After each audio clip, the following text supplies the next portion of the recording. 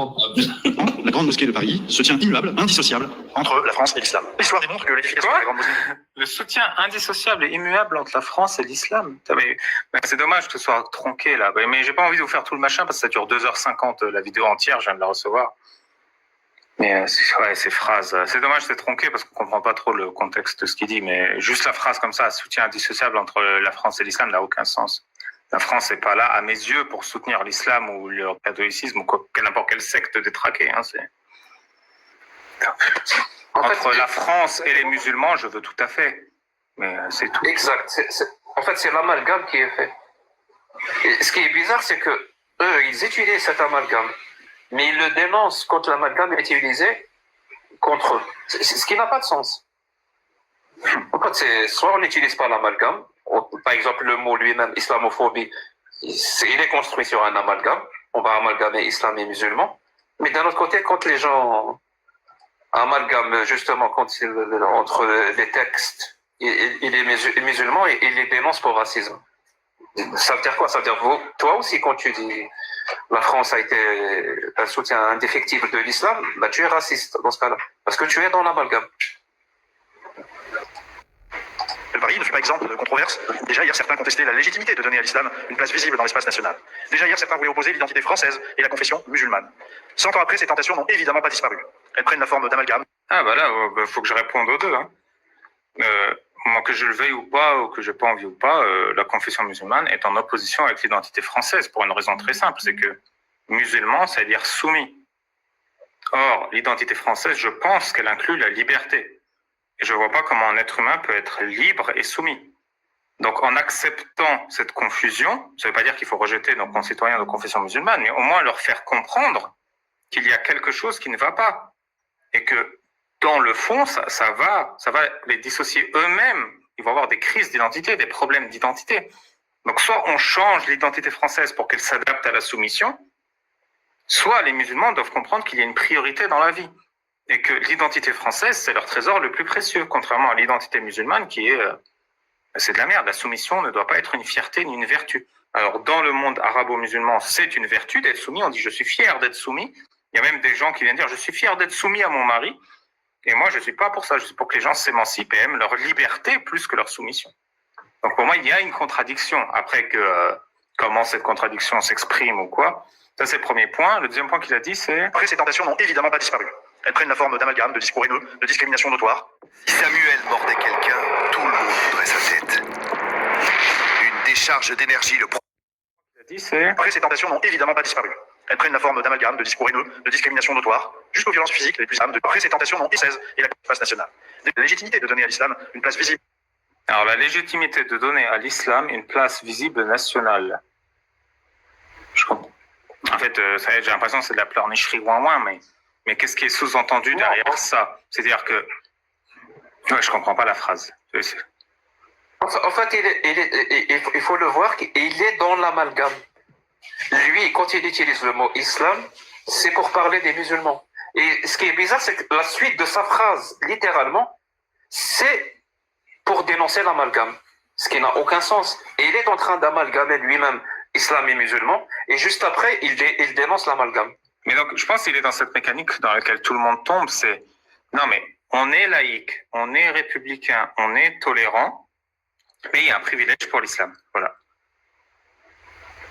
Et c'est pour ça qu'il fait ce privilège. Non, il ne faut pas amalgamer pour dire du mal, mais on peut amalgamer pour promouvoir. Je pense que c'est comme ça qu'il est dans ce piège, mais c'est pas vrai. La question de savoir... Ça veut dire quoi, une visibilité plus de l'islam? Nous, on s'en fout. C'est-à-dire que celui qui veut pas de visibilité ou moins de visibilité pour l'islam, c'est un ennemi. Ça n'a aucun sens. On a le droit, ça fait partie des règles du jeu, de vouloir moins de visibilité pour n'importe quelle secte. C'est les règles du jeu, c'est pas illégal. C'est-à-dire que la seule manière d'exister, d'être républicain et français, c'est de vouloir qu'une secte prenne du pouvoir. Mais ça n'a aucun sens. Je ne sais pas, remplacer l'islam par témoin de Jéhovah ou scientologie. Scientologie, tiens. Le mec, refaites la phrase. Déjà, hier, certains contestaient la légitimité de donner à l'islam une place visible dans l'espace. Certains contestaient la légitimité de donner à la scientologie une place visible. L'espace national. Ah, dans l'espace national. Bah oui, mais c'est les règles du jeu, t'es dans ton droit. C'est comme je me souviens quand j'ai fait l'interview avec M6 qui devrait sortir fin de l'année, j'ai dit moi je veux que les musulmans sortent de l'islam. Et ils m'ont dit mais vous êtes un extrémiste. Attends, moi je dis aux musulmans vous pouvez sortir de l'islam et je vous y encourage. Juste encourager les gens à sortir de l'islam, c'est de l'extrémisme. C'est-à-dire que le juste milieu, la tolérance, c'est de ne pas encourager des gens à quitter l'islam. Mais c'est quoi ce niveau de folie? Genre, la seule manière d'être quelqu'un normal, c'est d'encourager les gens à rentrer dans l'islam. Si tu les encourages à quitter l'islam, t'es un extrémiste, t'es un terroriste. C'est exactement le raisonnement qui est utilisé pour décapiter les apostats. C'est qu'ils encouragent les gens à l'athéisme, décapitez-les. En fait, je pense que le problème est placé ailleurs, dans la question qu'on t'a posée dans l'interview, quand on t'a dit que c'est de l'extrémisme. En fait, c'est le mot extrémiste qui n'est pas utilisé à bon escient. Parce que oui, vouloir que les gens quittent l'islam, ça peut être extrémiste, à une seule condition. C'est que tu arrives à cet objectif en utilisant la violence. C'est ça l'extrémisme. L'extrémisme, c'est utiliser des moyens violents pour imposer une idée. Ça, c'est la définition de l'extrémisme.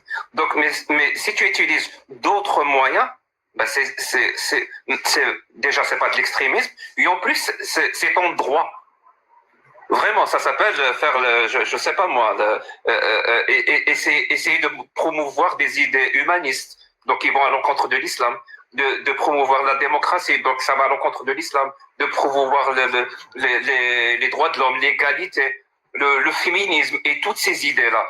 Mais si tu essaies d'imposer ces idées en utilisant la violence, alors oui, c'est de l'extrémisme. Mais tant que la violence n'est pas utilisée, il n'y a que le dialogue, il n'y a que le débat, il n'y a que les connaissances partagées qui sont utilisées, non seulement c'est parfaitement acceptable, mais c'est souhaitable. C'est comme ça que ça doit se faire. Même pour des gens qui veulent promouvoir l'islam et qui veulent que les gens, par exemple, rentrent dans l'islam ou ne quittent pas l'islam, ça peut être extrémiste s'ils utilisent la violence, mais ça peut être acceptable s'ils utilisent le dialogue, le débat.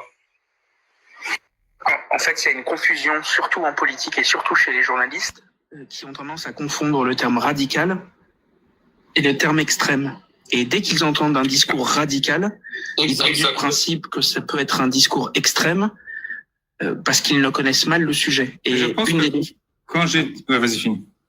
Et pour reprendre un concept que reprennent beaucoup de journalistes, pour bien connaître un sujet, il faut ne pas le connaître. Et c'est souvent des gens qui n'y connaissent rien au sujet et qui pensent entendre de l'extrémisme quand ils entendent juste du radicalisme. Je pense qu'une autre chose, c'est quand je dis je veux que les musulmans quittent l'islam, elle entend je vais forcer les musulmans à quitter l'islam. C'est pour ça que quand je parle dans mes lives, les gens ou vous, les gens ils viennent disent pourquoi tu veux empêcher et interdire les gens de croire? Parce que pour eux c'est ça dans leur tête, c'est j'interdis aux gens de croire donc ils quittent l'islam. Exact, ouais. Exact. Ouais. C'est pour ça qu'ils te parlent d'extrémisme. En revanche, ils pensent que tu veux l'imposer, alors que toi non. Au contraire, tu veux émanciper les gens. Et ça c'est une valeur c'est une très bonne valeur d'ailleurs de gauche. Et c'est pour ça que je suis de gauche à cause de cette volonté d'émancipation par les connaissances, par l'esprit critique, par l'éducation, que les gens justement quittent l'islam, quittent toutes les religions d'ailleurs. Que ces religions n'ont plus d'autorité ou de domination sur personne ou leur pourrissent la vie ou qui les empêchent d'être heureux.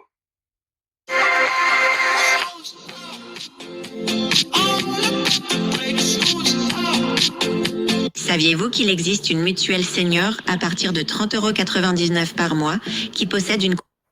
Sur personne ou leur pourrissent la vie ou qui les empêchent d'être heureux et d'accéder au bonheur. Ça s'appelle une volonté émancipatrice. C'est parfaitement acceptable. Et même le mot radical, parce que tu as bien fait de le soulever là-dessus.